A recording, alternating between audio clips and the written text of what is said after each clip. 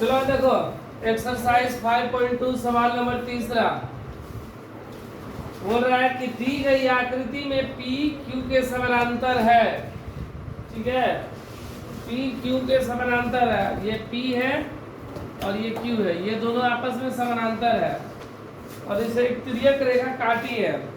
तो इसमें जो भी अज्ञात कोण है, जैसे यहाँ पर ई है, एफ है, ए है, बी है, सी है, डी है, सारे कोण को हमें ज्ञात करना है। ठीक है, तो देखो अगर ऐसे नहीं समझ में आ रहा है तो इसको अगर ऐसे पलट देंगे, ऐसे अगर पलट दे, देखो ये आ जाएगा ऐसे ना, ये क्या आ गया ऐसे, ऐसे किए, जैसे ये किए तो ये P आ गया यहाँ पर और Q आ गया यहाँ पर। ठीक है, इसको क्या किया गया, ऐसे काट दिया गया ऐसे। इसी को हम लोग क्या कर रहे हैं, इस आकृति को ऐसे पलट दे रहा है, पलट आ गया ना। ठीक है, तो जैसे पलटे तो ये मेरा E हो गया यहाँ पर और ये F हो गया। ऐसे किए तो E मेरा यहाँ पर, F यहाँ पर, और ये 125 डिग्री। ठीक है, जैसे इसको पलटे तो ये मेरा कहाँ आ गया, A यहाँ पर आ गया, B यहाँ पर, और ये हो गया मेरा कितना, C, और ये हो गया D। ऐसे पलटे तो सी भी इस तरह हो गया। इसी आकृति को ऐसे घुमा देंगे, तो ये तो आकृति दिया ही है, लेकिन इसी आकृति को अगर ऐसे लोग घुमाएंगे तो देखो ये ऐसे घूमेगा तो ये ऐसा आकृति बनेगा। तो पी क्यू समानांतर है और ये क्या है, तिर्यक रेखा है। तो हम बताए थे कि अगर दो समानांतर रेखा को एक तिर्यक रेखा काटती है तो उनके संगत कोण बराबर होते हैं, उनके अंतर एकांतर कोण बराबर होते हैं, उनके एक ही और के अंतर कोण का योग 180 डिग्री होता है। ठीक है, तो देखा जाए तो अगर ये 125 है, ऊपर 125, तो डी का विमान क्या होगा 125, क्योंकि एक ही और के अंतर कोण है ना।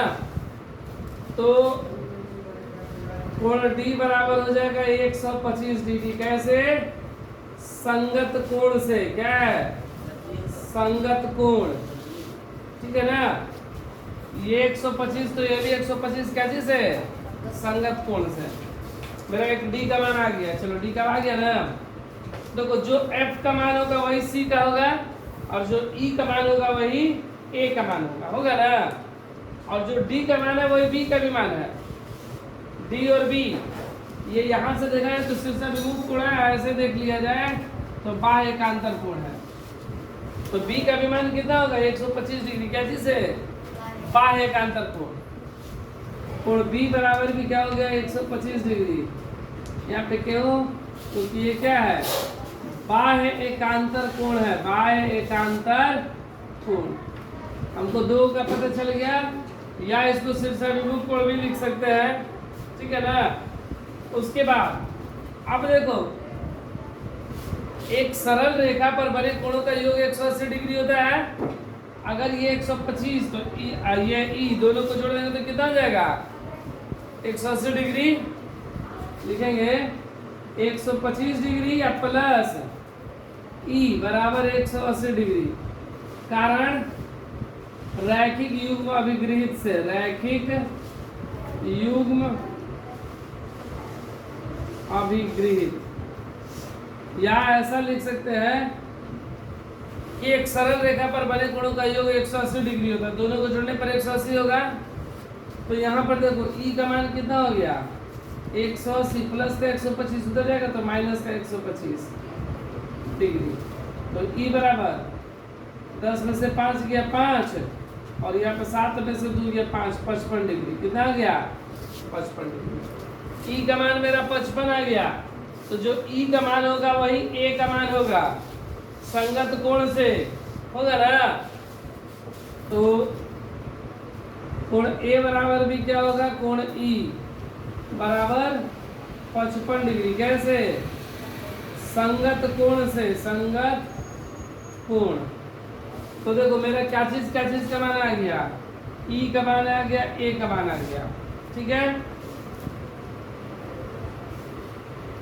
और जो ई का मान होगा वही एफ का मान होगा। क्या चीज से, शीर्षाभिमुख कोण से, ई वाला जो ई है वही एफ है।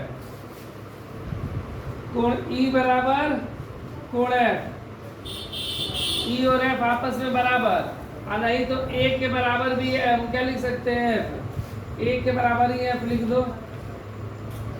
ए के बराबर एफ क्या चीज है, अंत एकांतर कोण, क्या है अंत एकांतर कोण, अंत एकांतर कोण से दोनों आपस में बराबर।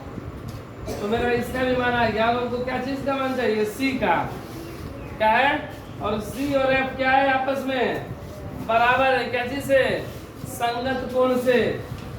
कोण एफ बराबर कोण सी बराबर 55 डिग्री, क्या चीज है, संगत कोण, संगत